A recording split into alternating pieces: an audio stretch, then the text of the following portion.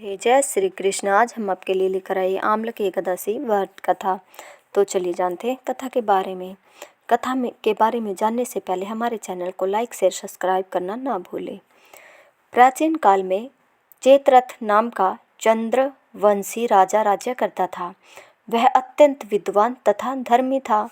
उस नगर में कोई भी व्यक्ति दरिद्र व कंजूस नहीं था। सभी नगरवासी विष्णु भक्त थे और राज्य के सभी लोग एकादशी का व्रत किया करते थे। एक समय फाल्गुन मास के शुक्ल पक्ष की आम्ल की एकादशी आई।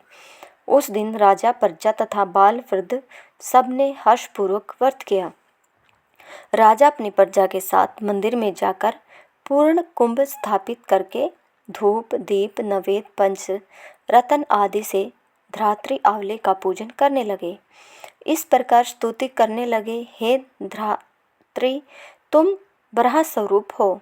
तुम ब्रह्मा जी द्वारा उत्पन्न हुए हो और समस्त पापों का नाश करने वाले हो। तुमको नमस्कार है। अब तुम मेरा अर्घ्य स्वीकार करो।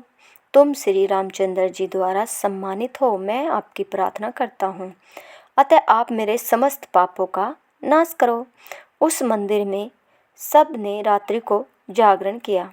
रात के समय वहाँ एक बहेलिया आया जो अत्यंत पापी और दुराचारी था।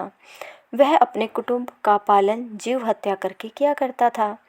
भूख और प्यास से अत्यंत व्याकुल वह बहेलिया इस जागरण को देखने के लिए मंदिर के एक कोने में बैठ गया और विष्णु भगवान तथा एकादशी महात्म्य की कथा सुनने लगा। इस प्रकार अन्य मनुष्यों की भांति उसने भी सारी रात जागकर बिता दी। प्रातःकाल होते ही सब लोग अपने घर चले गए तो बहेलिया भी अपने घर चला गया। घर जाकर उसने भोजन किया। कुछ समय बीतने के पश्चात उस बहेलिये की मृत्यु हो गई। मगर उस आम्ल की एकादशी के व्रत तथा जागरण से उसने राजा विदुरथ के घर जन्म लिया और उसका नाम वसुरथ रखा गया। युवा होने पर वह चतुर्गिनी सेना के सहित तथा धन धान्य से युक्त होकर 10,000 ग्रामों का पालन करने लगा। वह तेज में सूर्य के समान, कांति में चंद्रमा के समान, वीरता में भगवान विष्णु के समान और समा में पृथ्वी के समान था। वह अत्यंत धार्मिक, सत्यवादी, कर्मवीर और विष्णु भक्त था। वह प्रजा का सम्मान भाव से पालन करता था। दान देना उसका नित्य कर्तव्य था। एक दिन राजा शिकार खेलने के लिए गया। देव योग से वह मार्ग भूल गया और दिशा ज्ञान न रहने के कारण उसी वन में एक वृक्ष के नीचे सो गया। थोड़ी देर बाद पहाड़ी मच्छे लच्छ वहाँ आ गए मलेच्छ वहाँ आ गए और राजा को अकेला देखकर मारो मारो शब्द करते हुए राजा की ओर दौड़े।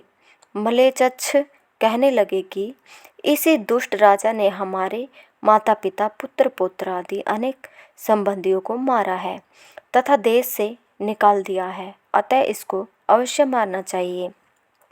ऐसा कहकर वे मलेच्छ उस राजा को मारने दौड़े और अनेक प्रकार के अस्त्र शस्त्र उसके ऊपर फेंके।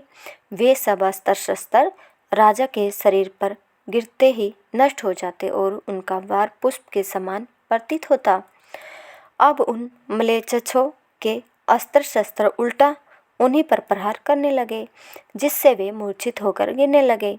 उसी समय राजा के शरीर से एक दिव्य स्त्री उत्पन्न हुई। वह स्त्री अत्यंत सुंदर होते हुए भी उसकी भरकुटी टेढ़ी थी। उसकी आंखों से लाल लाल अग्नि निकल रही थी, जिससे वह दूसरे काल के समान प्रतीत होती थी। वह स्त्री मलेच्छों को मारने दौड़ी और थोड़ी ही देर में उसने सब मलेच्छों को काल के गाल में पहुंचा दिया। जब राजा सोकर उठा तो उसने मलेच्छों को मरा हुआ देखकर कहा कि इन शत्रुओं को किसने मारा? इस वन में मेरा कौन हितैषी रहता है? वह ऐसा विचार कर ही रहा था कि आकाशवाणी हुई, हे राजा, इस संसार में विष्णु भगवान के अतिरिक्त कौन तेरी सहायता कर सकता है? इस आकाशवाणी को सुनकर राजा अपने राज्य में आ गया और सुखपूर्वक राज्य करने लगा। अतः इस एकादशी व्रत कथा की महिमा के अनुसार जो मनुष्य इस आमलकी एकादशी का व्रत करते हैं वे प्रत्येक कार्य में सफल होते हैं और अंत में विष्णु लोक को जाते हैं। पुष्य नक्षत्र के दिन आने वाली यह एकादशी बहुत ही पुण्यदायिनी है तथा इसका व्रत करने वालों के जन्म जन्मांतर के सभी पाप नष्ट होते हैं। बोलो जय श्री कृष्णा। अगर आपको हमारी वीडियो पसंद आई हो तो हमारे चैनल को लाइक शेयर सब्सक्राइब ज़रूर करें। धन्यवाद।